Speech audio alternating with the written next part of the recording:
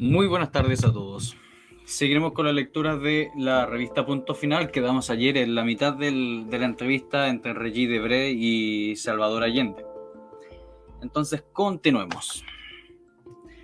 Dice Debray, en un discurso suyo he leído estas frases: no vamos a tener ahora ningún gran duque de la administración pública. Y también dijo usted algo que no entendí muy bien: no admitiremos aristocracia obrera. ¿A qué se refería? Quizás a algo desde el extranjero sorprendió mucho. Los mineros de Chuquicamata han votado por la derecha y eso es difícil de entender. La clase obrera votó por Allende, pero en algunos sectores. Allende, muy pocos. Debray, muy pocos. ¿Dónde estaban las empresas imperialistas? Ha votado por Alessandri. No, solamente en Chucky. No es así en El Salvador, no así en el Teniente. Más todavía te puedo decir, en el centro de la votación del Salvador hay 300 inscritos, votaron 300 y saqué 300 votos. Vale decir que el 100% de esos trabajadores votaron por el candidato de la UP. Esto lo voy a anotar, ¿no?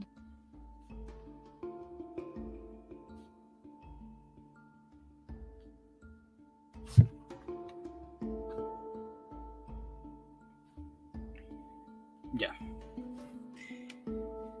Deberes dice, eso es lógico, lo normal es lo de Chuquicamata. ¿Cómo se explica? Mira, se explica así. Tú sabes perfectamente bien que las organizaciones sindicales en el régimen democrático burgués nuestro establecen indiscutiblemente zonas de poder y de influencia. La vida de los trabajadores del cobre es dura, un alto porcentaje es víctima de enfermedades profesionales como la silicosis, pero compensan esa realidad con los altos salarios que las empresas extranjeras que explotan el cobre de Chile están en condiciones de darles, porque esa riqueza ofrece grandes utilidades de los inversionistas.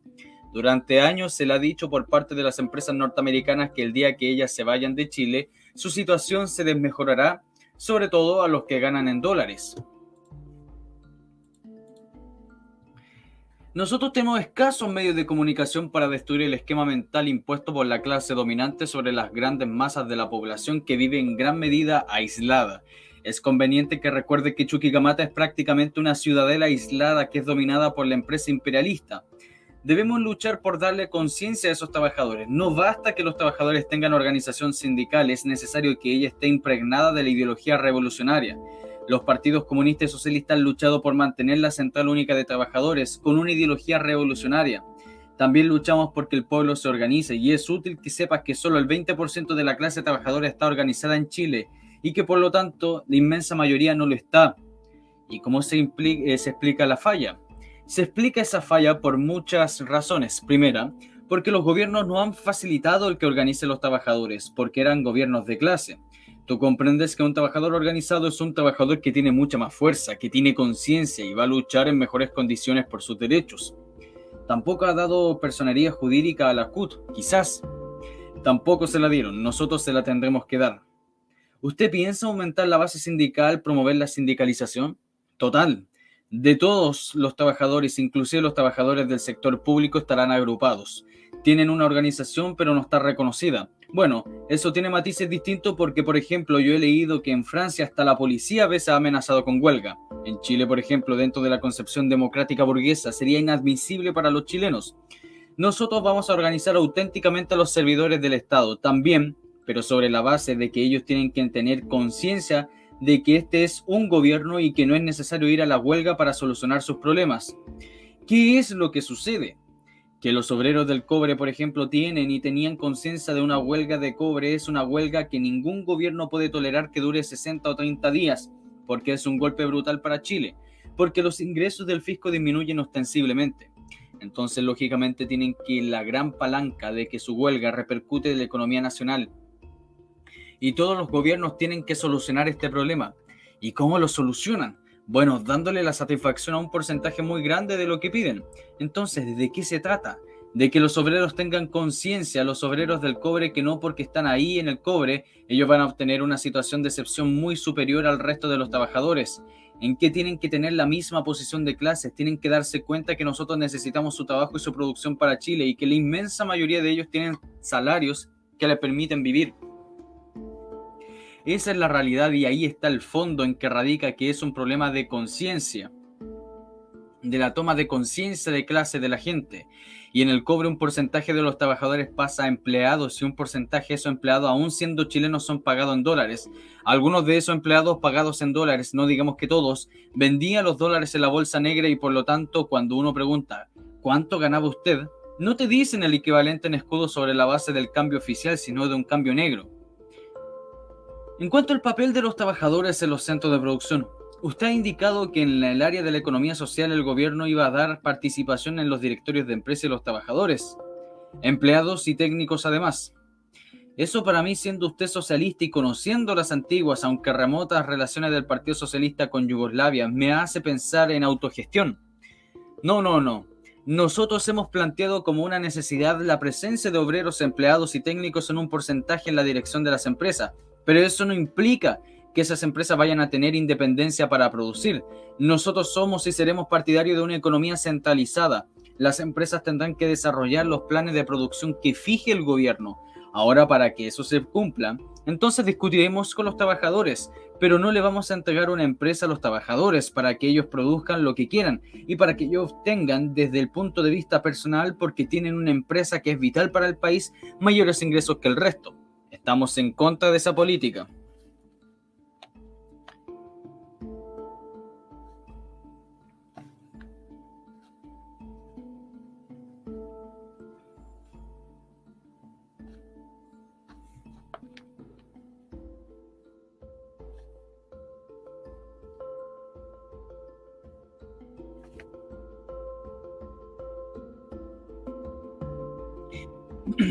Entonces apuntan hacia una planificación democrática, en el sentido de una planificación centralizada, pero con participación de los trabajadores en las decisiones.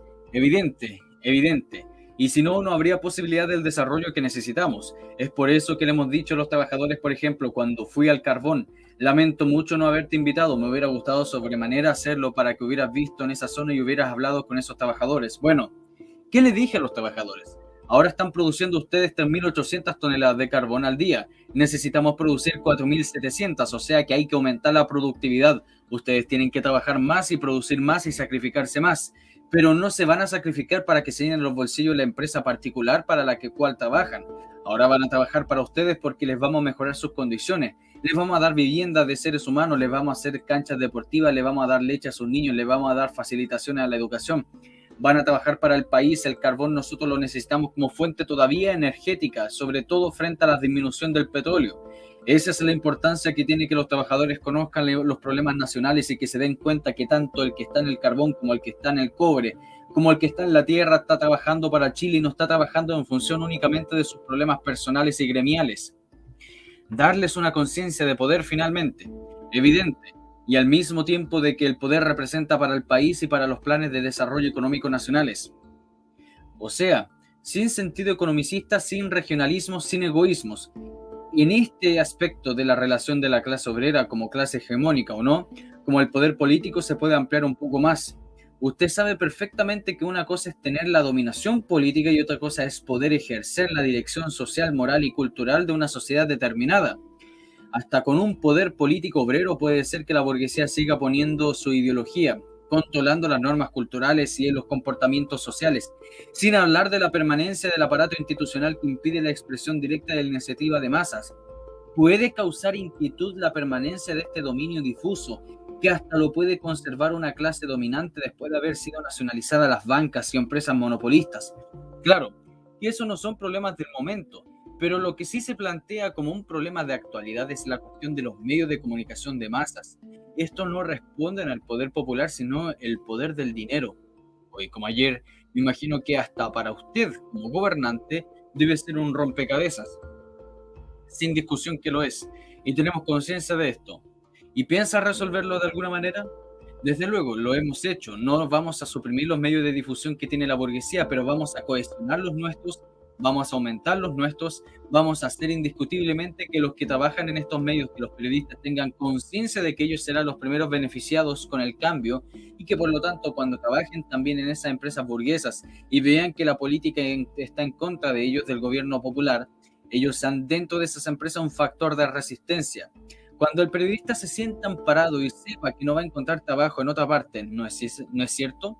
Le podrá decir a una empresa, mire, yo no publico esta información o yo hago la información tal como lo es. Por ejemplo, Reggie, tú estuviste ayer en la concentración de Valparaíso. Pues bien, es la primera vez en la historia de Chile y tú sabes que yo he sido candidato muchas, muchas veces. He sido candidato 18 años a la presidencia. Pero es la primera vez que se publica en el Mercurio una fotografía auténtica en que se ve la masa que había en una concentración popular. ¿Primera vez? La primera vez, si la concentración se hubiera efectuado antes de las elecciones, se habrían dicho 3.000 personas y en realidad dijeron 40.000 y fue así. Pero como candidato, usted hizo concentraciones donde había más gente. Sí, pero ¿qué decían? Se reunieron unos miles de personas, punto, 3.000, 5.000 partidarios de Allende y lo proclamaron en Talca, Valparaíso, en Concepción. Hubo concentraciones de 100.000 o 300.000 personas, pero jamás hicieron referencia a la magnitud de ellas. Pero además de las concentraciones que usted hace, yo le voy a hacer una crítica, por supuesto, porque yo soy huésped aquí, pero le voy a hacer una pregunta. Tienes derecho a hacer la crítica porque el diálogo es así. Le voy a hacer una pregunta. Hay 3 canales de televisión. Usted no puede dirigirse al pueblo en forma menos rígida y menos formal que cuando anuncia decretos. ¿Por qué no se dirige al pueblo más frecuentemente para explicar las medidas, discutirlas con los periodistas, con representantes del pueblo, frente a todo el mundo en un tono de conversación como el que está teniendo conmigo en el momento actual? Por 2 razones. Primero, porque los gobiernos anteriores abusaron de lo que nosotros llamamos aquí cadenas nacionales obligatorias de radio y televisión, que en un momento determinado llegó a cansar a la gente y les repudió. Segundo, porque yo no quiero que sea esto una acción personal del compañero presidente. Entonces le he dicho a los ministros, a los funcionarios responsables, que ellos participen en los foros o que ocupen los canales de televisión para exponer los problemas atingentes a su ministerio.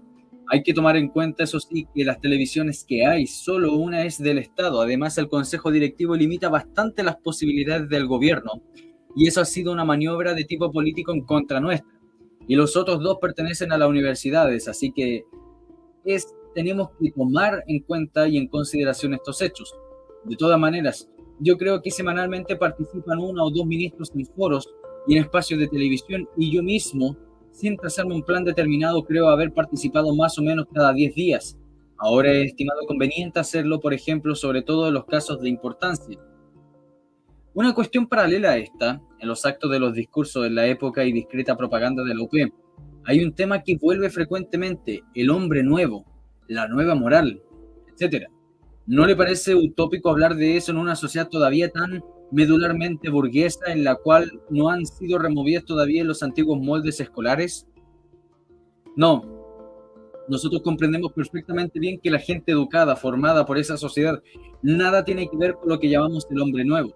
La ideología dominante en la actual sociedad es la burguesa, pero es obvio que la llamamos el hombre nuevo, surgirá y vivirá en la nueva sociedad. En la actualidad debemos realizar una labor pedagógica para ir despertando en la conciencia de la masa el interés por formar una nueva sociedad y mostrando cuál será la imagen de esos componentes, los hombres nuevos. Ahora la vanguardia cuenta con revolucionarios que se esfuerzan por comportarse como tales y es evidente que ellos ponen las primeras piedras de la base donde se tendrá que asentarse el hombre nuevo. Pero no considero utópico hablar de esto último, lo sería si soñáramos que este hombre va a vivir en la actual sociedad.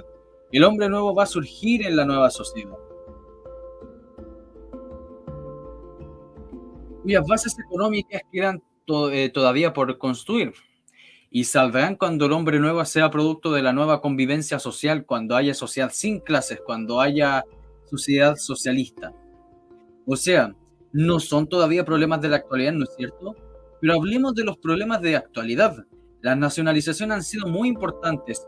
Han golpeado el cobre, el carbón, en fin, industrias claves. Pero lo que no he entendido en la política de indemnización que piensa seguir el gobierno popular, se ha dicho que es un costo muy alto para mantener la paz social y hasta aquí quizás la paz para Chile. El pago de estos montos de indemnización a las compañías extranjeras. ¿Cómo usted concibe este problema? ¿No será empobrecer el Estado en provecho de los monopolios? En primer lugar, no hay ninguna indemnización que esté comprometida en el caso del cobre. Estudiaremos la situación que en cada una de las industrias, el capital inicial, las utilidades obtenidas, las sobreutilidades en relación con el mercado, las amortizaciones, etc. Y nosotros podemos pagar desde 0 hasta 1.000 millones de dólares. Ese es el problema nuestro. Lo que no queremos nosotros y lo hemos dicho honestamente, es que se diga que vamos a usurpar y apropiarnos de lo ajeno. Ahora, por ejemplo, en el caso de la opción que le hemos dado a los accionistas de los bancos, los hemos hecho fundamentalmente para que los pequeños accionistas no se sientan lesionados. No podemos abrirnos todos los frentes, sería torpe e injusto, porque por último, si gastamos algunos millones en eso, estamos ahorrando lo que puede ser una resistencia, un enfrentamiento o una carrera armamentista, y que no veríamos obligados a estas circunstancias. Pregunta de Bre. A propósito y hablando de armamentos, tengo entendido que no les sobran a los revolucionarios aquí, ni siquiera para defenderse. En una revista francesa de izquierda vi un titular sobre Chile, la revolución sin fusiles. ¿Le parece realista la fórmula? Por supuesto, todavía no han salido los fusiles en Chile, o muy poco, pero es una revolución la que ocurre aquí. Yo creo que sí, estamos en una etapa revolucionaria. ¿Cómo podemos definir una revolución? Desde el punto de vista sociológico, yo te lo pregunto. Quisiera aclarar una duda de inmediato. Para mí la cuestión de la violencia no es piedra de toque. Está bien, es el paso de poder de una clase minoritaria a una clase mayoritaria. Eso es, al menos como definición mínima. Aquí la clase minoritaria ha sido desplazada por el pueblo. Y eso ha sido evidente por si la clase minoritaria estuviera en el poder, no habría nacionalización del cobre, no habría nacionalización de los bancos, no habría reforma agraria, Reggie. Pero hasta el momento el gobierno, digamos, no ha salido de los marcos reformistas. Ha actuado dentro de la Constitución, que le ha sido legado del gobierno burgués anterior, ha actuado dentro de los moldes institucionales establecidos. Por eso se puede decir que hasta el momento hubo reformas. Ya, por 1905, creo, Lenin distinguía entre dos tipos de reformas, las que están destinadas a abrir el camino a la revolución y las que están destinadas a frenarla, desviarla y al final impedirla.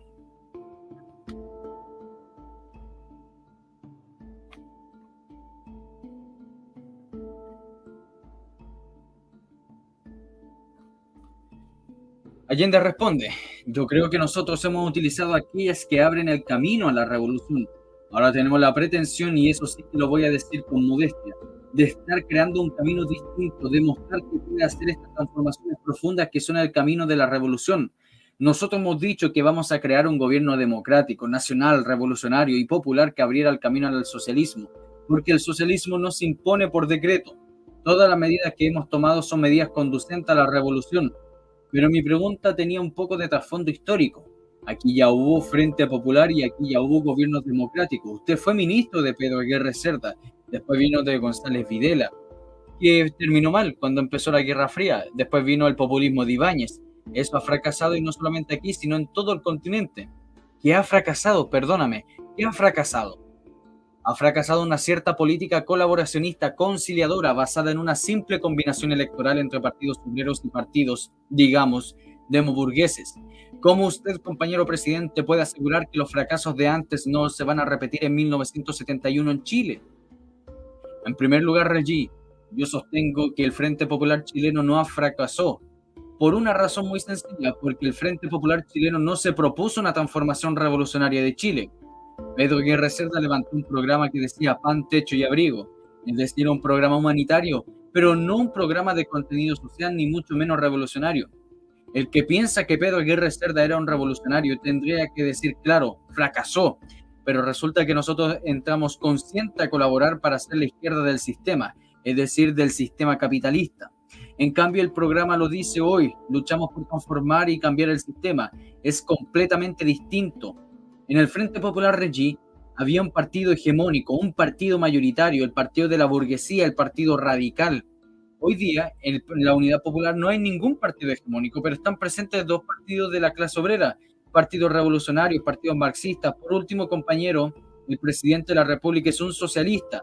Entonces las cosas son distintas, y yo he llegado a este cargo para hacer la transformación económica y social de Chile, para abrirle un camino al socialismo. La meta nuestra es el socialismo integral, científico, marxista. Responde. Además, el contexto internacional es distinto, evidente. ¿Cuándo vamos a llegar? Yo he estado el año 53 en China. ¿Cuántos años lleva China en revolución? 3 o 4 años. Un poco más, creo yo. ¿No entró Mao en Pekín en enero de 1949? Bueno, ¿qué había, por ejemplo, en Shanghái? Existen empresas mixtas. Todavía está Hong Kong, todavía en Shanghái los ingleses tienen ventaja en las aduanas. Todo el mundo sabe que China, la República Popular, podría terminar en 24 horas con Taiwán, con Formosa. ¿Y por qué no lo hace? ¿Por qué sencillamente sería poner en peligro la paz del mundo y su propia revolución? ¿Por qué Fidel no toma Guantánamo? ¿Alguien va a pensar que Fidel no quisiera que los americanos no estuvieran ahí? ¿Por qué no lo toma? Pero que quede bien en claro que yo no soy partidario de este tipo de medidas, por supuesto. No pretendo siempre jugar el papel del ultraizquierdista. Creo que usted tiene toda la razón en medir su paso y en escoger su ritmo. La cuestión principal sobre la cual se opera la discriminación no es el uso de la violencia física bajo tal o cual forma. La cuestión principal es cuál es la fuerza social motriz del proceso, cuál es la clase que asume la dirección del proceso. El proletariado. Eso es la clase obrera. Sí, es así, y sigue así, y si se consolida, así está la situación. Luego entonces garantías hay. Es hablar de las garantías constitucionales. Esta parte es buena. Ojo con esto.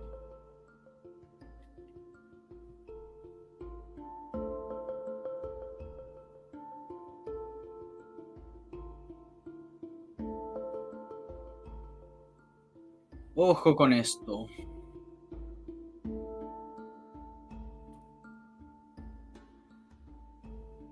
A ver, dice... A ver, ¿dónde quedé? Allende responde que tuvimos que dar. Nos significaba alcanzar el gobierno sin desmedro de nuestro programa.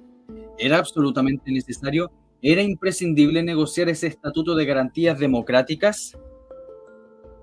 Allende responde, sí, por eso lo hicimos. Sigo convencido fue correcto producir este estatuto de garantías, pero es conveniente aclarar que no es justo usar la palabra negociación, por cuanto nosotros no cedimos una línea de nuestro programa de gobierno. Ubícate en el periodo en que se produjo ese estatuto y lo medirás como necesidad táctica. Hemos hablado bastante del dramático periodo comprendido entre el 4 de septiembre y el 24 de octubre. Piensa en un Chile castigado por la llamada campaña del terror, como se llamó al proceso de amedrentamiento psicológico del pueblo impuesto por sus enemigos. Esa campaña corría parejas con el asombro del mundo que miraba a este pequeño país para decir, por primera vez un marxista gana un gobierno en una elección. Un sector del Partido Demócrata Cristiano con uno de sus líderes a la cabeza, Radomiro Tomic, llegó a la conclusión que si ese partido no se entregaba los votos de senadores y diputados para producir una mayoría que reconociera nuestro triunfo, Chile iría a la guerra civil. Ese sector propuso entonces que se reconociera la victoria de la Unidad Popular a cambio de un estatuto de garantías. Por un lado, dijeron que nosotros teñidos por la ideología de la clase revolucionaria, provocábamos el terror, pero al mismo tiempo agregaron que no podía ser responsable de la guerra civil. Así salió el estatuto. Léelo, compáralo con nuestro programa de gobierno para llegar a la conclusión que no cambiamos ni una coma del programa. En este momento lo importante era tomar el gobierno. Hagamos una retrospectiva más. Siendo así, y siendo el programa de la OP conocido desde antes de las elecciones, su personalidad siendo conocida también, su trayectoria política en los últimos tiempos muy conocida, ¿cómo explica usted que la burguesía, que la derecha, o que el adversario, digamos así, se haya dividido en dos candidaturas? Yo sé que mi pregunta es un poco mala, porque finalmente el programa de Tomic tiene mucho parecido al programa suyo, pero ¿cómo explica usted la desunión de la derecha frente a una izquierda que ya se sabía dónde iba? Allende responde, algo de eso conversamos ayer cuando estábamos en Santiago. Ya te dije que en estos intervinieron diversos factores, un factor que indiscutiblemente no se puede medir en la experiencia de otros países. El hecho es que la derecha chilena pensó primero que la DC no podía ganar por los errores que había cometido por su indefinición, porque no satisfizo ni al sector propiamente tradicional derechista ni menos al sector de izquierda. Entonces se basaron en un nombre, porque si no hubiera existido Jorge Alessandri, la derecha no hubiera levantado un candidato que pudiera magnificar. Creyeron en el mito y Alessandri fue también muy favorable para que esta creencia se hiciera general. La figura de Alessandri para ellos llenaba y rebalsaba todas las fronteras, era una luz indefinible. Alessandri ganaba por ser Alessandri. Tú comprendes una cosa, y en este país, por ejemplo, la historia señala que los nombres pesan extraordinariamente. El padre de Alessandri llenó 50 años de historia de Chile, Ibáñez llenó 40 años de la historia de nuestro país. Entonces, para Jorge Alessandri, que había sido presidente y actuó en política desde la época de su padre, También estaba presente en la historia de la nación, 40 años o más, y modestia aparte. Yo que estoy aquí ahora recién también he tomado parte de la historia de Chile desde hace 30 años. ¿No esperan el éxito popular? Ah, no, jamás. Quizás habría que inventar una nueva ley de la historia o una antiley que sería la ley de las sorpresas. Cuando sucede algo importante en la historia es siempre por sorpresa. Por sorpresa, no. Sobre las condiciones de fondo inciden circunstancias particulares y temporales. Y el factor sorpresa ha jugado acá y ha tenido un papel importante. Pero te advierto una cosa, y es increíble que la derecha haya dejado que el factor coyuntural juegue, porque ellos tenían la experiencia del 64. Ellos sabían que si hubieran ido 3 candidatos, yo habría sido el presidente del año 64. Y la prueba está que retiraron su apoyo al entonces candidato de la derecha y apoyaron a Frey. ¿Cómo se llama eso? ¿Ceguera? Soberbia. En el caso de la derecha, insolencia. Y en general, insuficiente comprensión del proceso de contradicción entre los sectores sociales.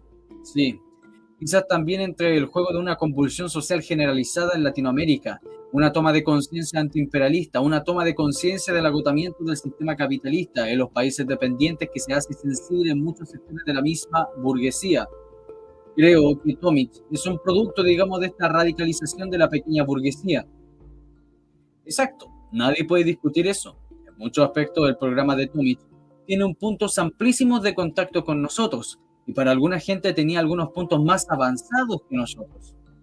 Compañero presidente, permítame ahora ampliarle mi expectación. Usted sabe que el leninismo nada tiene en contra con los compromisos, siempre y cuando estos compromisos tácticos resulten útiles a la estrategia revolucionaria del proletariado, y siempre y cuando sean imprescindibles y no comprometan el desarrollo ulterior de la lucha de clases. Los términos de conciliación dentro de los cuales se ha desarrollado el actual proceso corresponden sin duda a las condiciones objetivas y específicas de Chile. El problema ahora es saber si esos términos pueden o no propiciar la continuación del mismo proceso, o sea, cómo se puede pasar sin ruptura de la legalidad burguesa a otro tipo de legalidad más democrática, más revolucionaria, más proletaria. Hay muchos ejemplos en la historia en que una clase social, para evitar su derrocamiento, prefiere sacrificar un dedo o dos para salvar la mano y el brazo. Uno puede preguntarse entonces si se va a acajonar el proletariado y sus aliados dentro de las instituciones burguesas, apaciguándolos con reformas por aquí y reformas por allá, o si se podrá en un momento dado romper estos moldes para crear una democracia proletaria. ¿Es el proletariado el que va a imponerse a la burguesía, o es la burguesía que va a ir poco a poco resolviendo y amoldándose al proletariado dentro de su mundo? Es sin duda esquemático, pero en el fondo mi pregunta sería, ¿quién se está sirviendo de quién? ¿Quién le toma el pelo a quién? Para decirlo brutalmente y de manera un poco provocadora quizás. No creo que un compañero me provoque con una pregunta. Bueno, eso se dice de mí, que soy un provocador profesional, compañero presidente. Yo no me dejo provocar. La pregunta es importante y la respuesta es breve. El proletariado. Es una apuesta hasta el momento porque, como usted lo sabe y lo he explicado, los frentes populares ya no se dan ni se pueden repetir. No, es que en esto no es un frente popular, hay que entender ese problema. ¿Cómo llamarlo? ¿Frente de trabajadores, frente de la patria? Frente de trabajadores, frente de la patria, unidad popular, pero con una columna vertebral en que la clase obrera es indiscutiblemente el motor, porque aunque no hay hegemonía de un partido, los partidos socialistas y comunistas son indiscutiblemente los partidos que representan al 90% de los trabajadores, vale decir, obreros, campesinos, empleados, técnicos, profesionales.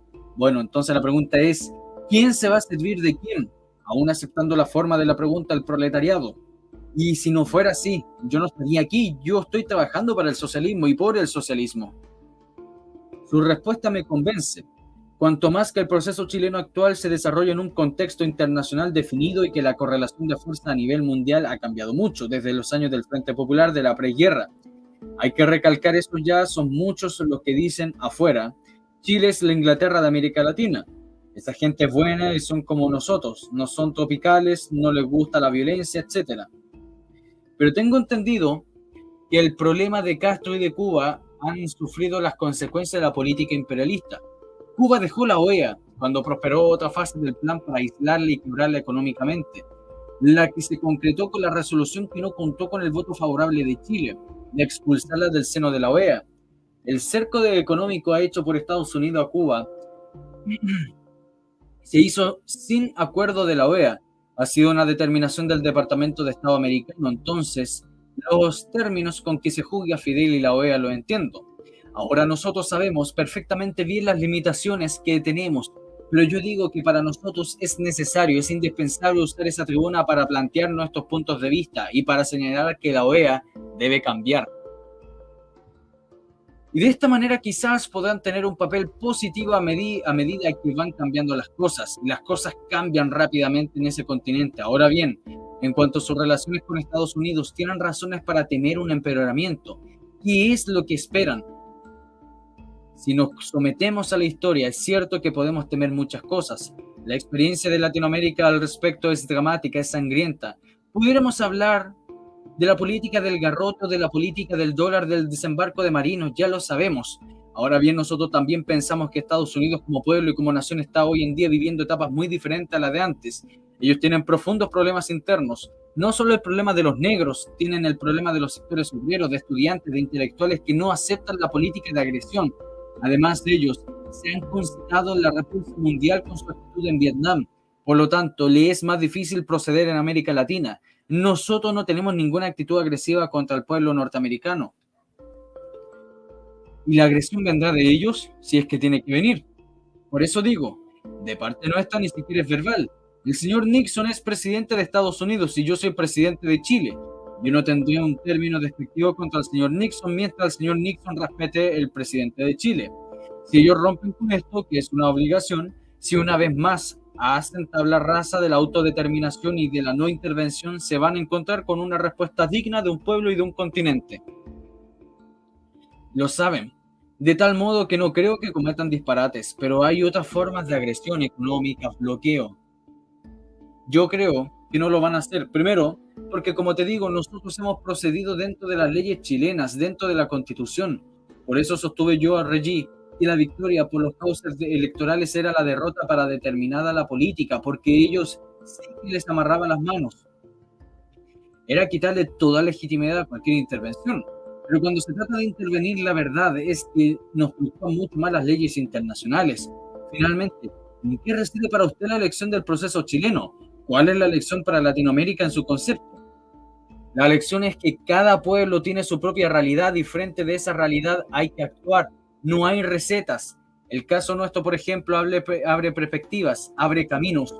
Hemos llegado por las causas electorales. Aparentemente se nos puede decir que somos reformistas, pero hemos tomado medidas que implican que queremos hacer la revolución, vale decir transformar nuestra sociedad, vale decir construir el socialismo. Usted sabe cómo el marco latinoamericano, su imagen está siendo utilizada para contraponerla a la de Fidel y a la del Che. ¿Qué piensa usted que los que dicen que lo que acaba de pasar en Chile desmiente la tesis de la guerra del pueblo, la validez de la lucha armada, digamos en otras partes? Lo he dicho aún antes de nuestra victoria. La lucha revolucionaria puede ser el foco guerrillero, puede ser la lucha insurreccional urbana, puede ser la guerra del pueblo, la insurgencia como causa electoral. Depende del contenido que se dé. Entonces, frente a algunos países no hay otra posibilidad de la lucha armada. Donde hay partidos, donde no hay sindicatos, donde hay dictadura, ¿quién va a creer que la posibilidad electoral? No hay ninguna perspectiva electoral y esa gente, estos revolucionarios tienen que llegar hasta el final. Personalmente visto, he sentido su victoria como un aliento para seguir luchando, sea como sea. Evidente, lo has interpretado bien. Mi muy poca experiencia política y mi muy poco conocimiento de Latinoamérica me han permitido notar que muchos gobiernos por ahí se adhieren de revolucionarios, pero hay unos que dicen más de lo que hacen y otros muy pocos que hacen más de lo que hoy dicen. Unos tienen la impresión de encontrarse aquí en el segundo caso. Para nosotros vale mucho más hacer que decir. Entonces, a lo mejor no nos queda por decir mucho. Sin embargo, una última pregunta. ¿Cómo ve partir de la experiencia chilena, a partir de la victoria popular en Chile, el porvenir de América Latina? Con victoria o sin victoria siempre he dicho lo mismo. Latinoamérica es un volcán en erupción. Los pueblos no pueden continuar muriéndose a medio vivir. Tú sabes perfectamente bien en este continente hay 120 millones de semi-analfabetos y analfabetos. Tú sabes que en América Latina faltan 19 millones de viviendas y que el 70% de la gente se alimenta mal. Tú sabes que potencialmente nuestros pueblos son riquísimos y sin embargo son pueblos de desocupación, con hambre, con incultura, con miseria moral y miseria fisiológica. Los pueblos de América Latina no tienen otra posibilidad que luchar, cada uno de acuerdo con su realidad, pero luchar. ¿Luchar para qué? Para conquistar su independencia económica y ser pueblos auténticamente libres en el político también. Ahora yo creo que esa es la gran perspectiva y como presidente yo puedo decirlo sobre todo a la juventud que en el camino de la lucha, en el camino de la rebeldía, en el camino de la consagración, estar junto a los trabajadores, está la gran perspectiva y la gran posibilidad. Este continente tiene que alcanzar su independencia política, nosotros tenemos que hacer la independencia económica. Algún día América Latina tendrá una voz de continente, una voz de pueblo unido, una voz que es respetada y oída, porque será la voz del pueblo dueño de su propio destino. Esto es lo que yo pienso, Reggie, y creo que tú, compañero, nos puede ayudar mucho diciendo lo que has visto y diciendo lo que queremos. Trataré de hacerlo, es todo, en todo caso no quiero molestarlo más, compañero, muchas gracias. Y se terminó, pues, terminó la entrevista. Terminé la entrevista. A ver, podemos alcanzar también a leer la otra revista. Depende de cómo sea.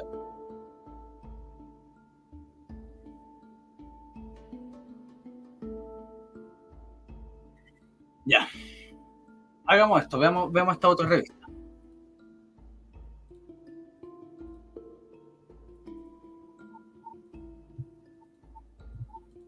Voy a cerrar esto y compartimos. Ya. Revista Punto Final. Este es martes 30 de marzo del 71. Vamos a anotar al tiro. 30 de marzo del 71.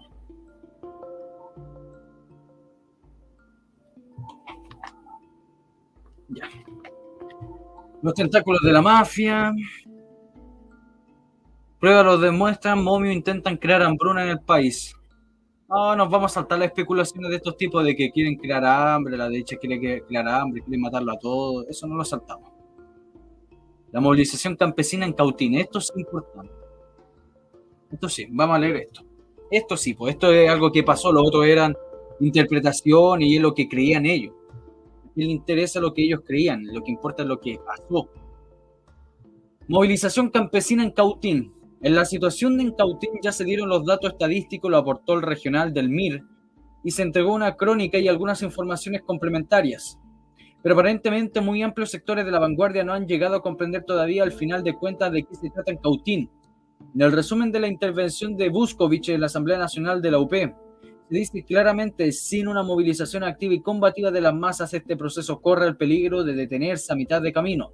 A esta importantísima frase debe agregársele, para que se comprenda en toda su importancia, lo siguiente: y una vez detenido degenerará y se pudrirá por dentro y quedará expuesta la voluntad de la reacción, lo cual hará de él que desee o bien lo arrojará a la escena quedando descartado como otro intento fallido más, o bien lo utilizará en su provecho en contra de los intereses populares para la vergüenza histórica de quienes tuvieron en sus manos la responsabilidad de orientarlo e impulsarlo. Es decir, más claro y resumido todavía, las movilizaciones populares combativas son el sin el cual no habrá avance o ni mañana socialismo. Por ello, resulta significativo que la nota resumen mencionada al hacer el recuento de la experiencia de las movilizaciones que se han dado no haya ninguna referencia a lo que sin duda alguna han sido las más importantes movilizaciones de masas desde que se instaló el gobierno, las movilizaciones campesinas en general, la de la provincia de Cautín en especial. Movilización en Cautín.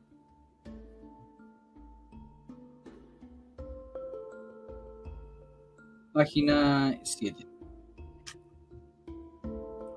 La contradicción fundamental determina el sentido de la práctica política de la UP. En la actual etapa está dada por la doble responsabilidad asumida.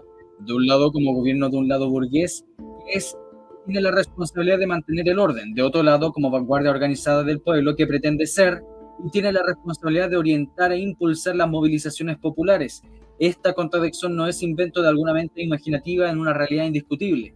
A su existencia tiene que atenerse con realismo a la dirección de la UP, es decir, claramente de una vez, las movilizaciones populares combativas, siendo indispensables, obvio, atentan contra el orden burgués. El manejo hábil de estos dos términos es de la contradicción fundamental señalada, sin perder de vista ni por un instante que el aspecto principal de la contradicción, es decir, el que deben prevalecer sobre las movilizaciones populares combativas, es la gran responsabilidad política de la dirección del UP.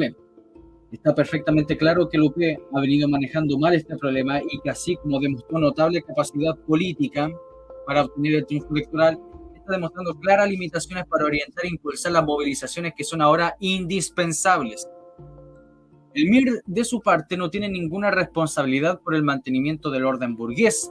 La contradicción mencionada no lo alcanza, eso es también obvio. Aparentemente, su única responsabilidad sería el orientar e impulsar las movilizaciones populares combativas.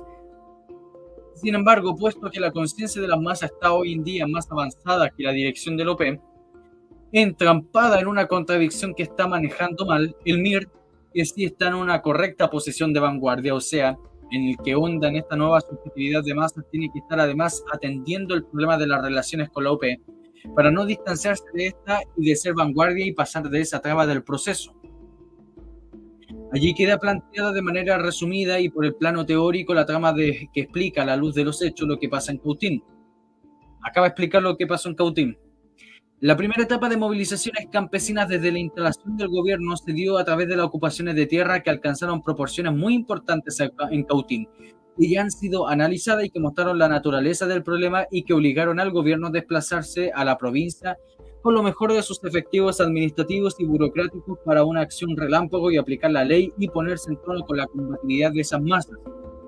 La primera etapa ya se cumplió para Cautín, pero es válida para todo el territorio de la República. Mientras tanto, se ha comenzado a dar en Cautín la etapa siguiente de movilización campesina en torno a su organización. Como es sabido, hace algunas semanas se constituyó la iniciativa de la OP del Consejo Nacional Campesino. El decreto que le dio origen contemplaba también la existencia de organizaciones campesinas a nivel comunal, expresiones de nivel de base del Consejo Campesino Nacional. Como es sabido, la constitución del Consejo Nacional acudieron llamados por el ministro de Agricultura, dos representantes de cada una de las 5 organizaciones campesinas del alcance nacional: Ranquil, Triunfo, Libertad, Cooperativas y Asentamientos. Acto seguido se planeaba seguir constituyendo de arriba abajo los consejos provinciales y luego los comunales. Como expresión de ellos, en un acto frío y administrativo, una parte cualquiera en un recinto municipal semivacío se constituyó en Temuco, como se venía haciendo en otras provincias, el Consejo Provincial Campesino. Resultó elegido su presidente dirigente campesino demócrata cristiano de la Federación Eduardo Frei de Cautín, pero simultáneamente comenzaban desde la base a emerger con carácter de subversiva las organizaciones comunales. Esto lo vamos a anotar.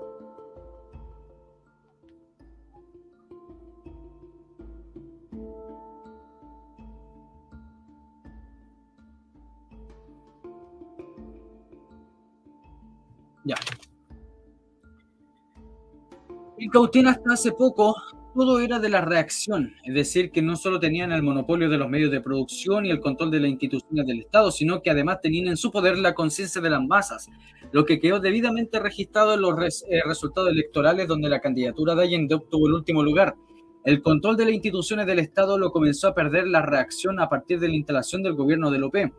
El monopolio de los medios de producción lo vienen perdiendo por efecto de las movilizaciones campesinas por la recuperación de tierras usurpadas y por la toma de fondos, y la conciencia de las masas ha comenzado a ser ganada para la revolución por efecto del trabajo político organizado principalmente del MIR y del MCR, que ellos han impulsado por el trabajo de los importantes sectores del PS y también por el trabajo del PCR.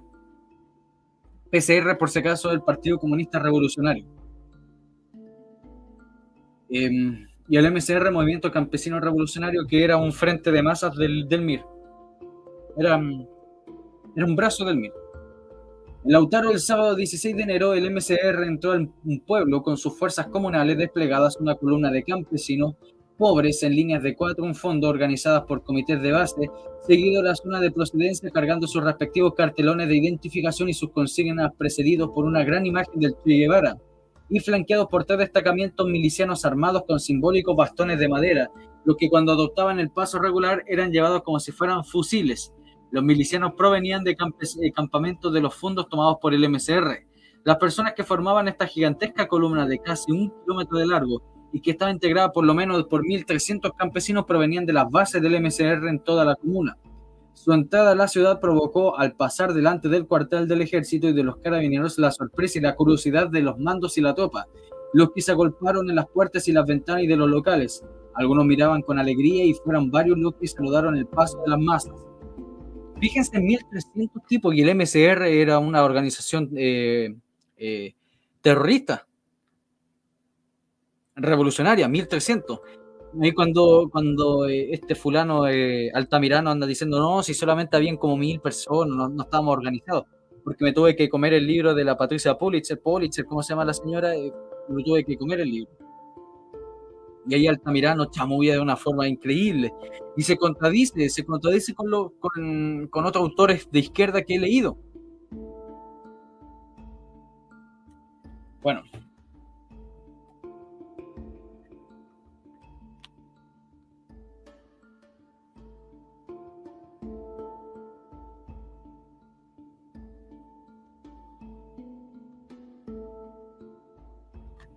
ya. La columna tomó la plaza y participó activamente voceando sus consignas y aplaudiendo sus oradores, los dirigentes del MCR, un dirigente campesino socialista, Francisco Campos, quien más tarde fuera electo presidente del Consejo Comunal Campesino de Lautaro. Hablaron también entonces si la clausura del Congreso al gobernador comunista de Lautaro y el vicepresidente de la INDAP, Adrián Vázquez, y sus intervenciones estuvieron al tono con las principales consignas de la masa del MCR: pan, tierra y socialismo. Tierra o muerte, venceremos. Momio escucha, el campo está en la lucha. Campesino alerta, el momio está en la puerta. Esa es la misma masa gigantesca se desplazó luego a las instalaciones del liceo y sostuvo dividida en 14 grupos de 80 sin campesinos cada uno. Las deliberaciones del Congreso, que aprobó finalmente un documento con las conclusiones y que eligió una dirección con 15 miembros.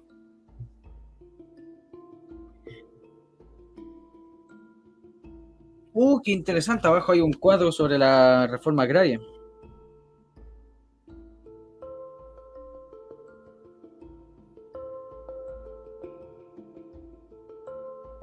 de Frey.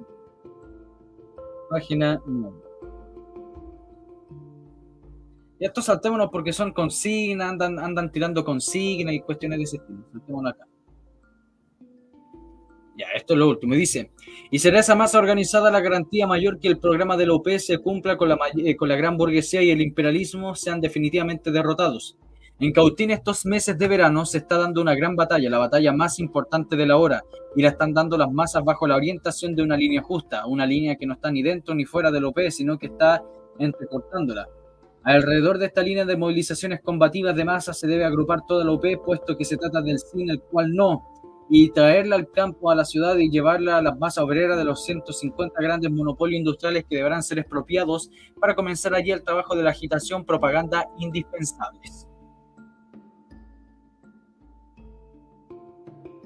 Esto es Panamá. La izquierda hablando de libertad de prensa, García Márquez, el ibañismo. Nos vamos a leer sobre el ibañismo. Hay tiempo para leer sobre Ibáñez. Clotario Blest. El amor siempre triunfa. ¿Qué carajo? Estos tipos están poniendo una foto ante un matrimonio de gay. No me diga que el no, no me diga que Punto Final está a favor de esto.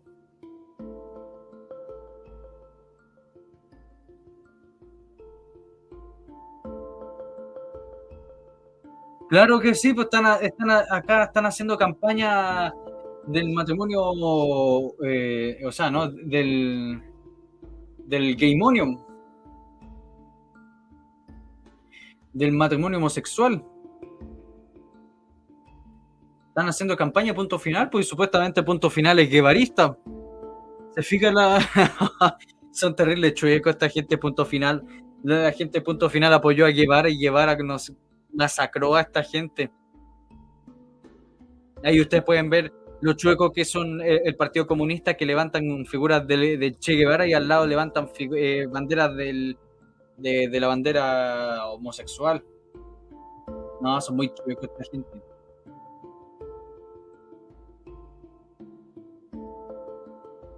Hoy día parece que es pura tribuna ideológica. Costas Cabras, no sé quién sea. Allende precisa los conceptos. Presidente Allende en carta de punto final precisa los conceptos vertidos con la revista Regis Debré, publicada en nuestro número anterior.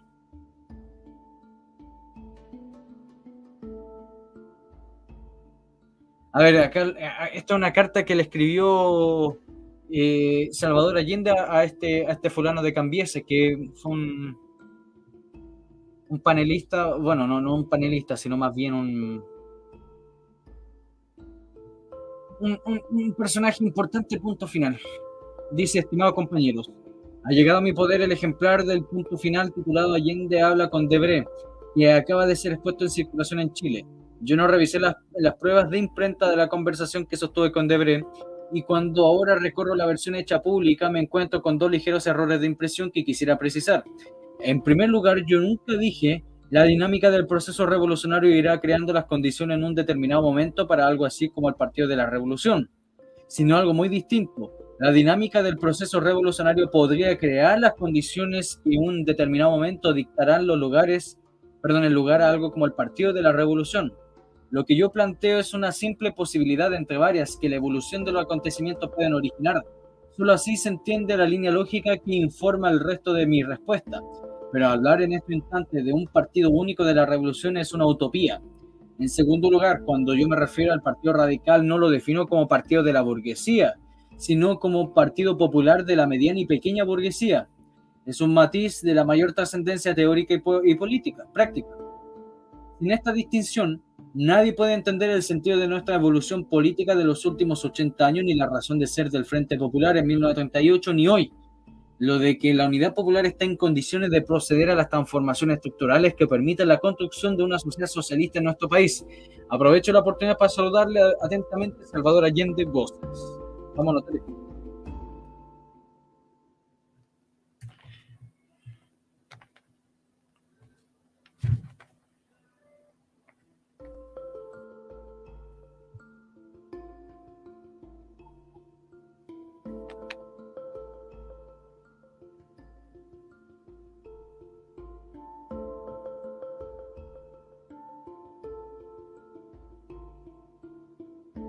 Ya.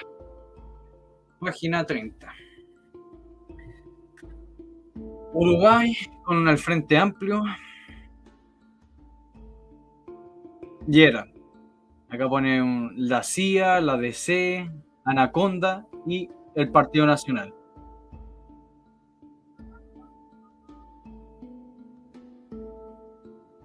Ya. Dejémoslo hasta acá. Dejémoslo hasta acá nomás. Saludos Rodolfo, Wombat, Miguel, Osvaldo, Esporandius, Maggie, Germán, Laura, Arminio, la princesa de la babosa, Fractal y Albertino. Me retiro. Compartan, hagan propaganda del canal, dejen su me gusta y nos vemos mañana si Dios quiere y mi garganta me da también. Me largo. Hasta luego todos.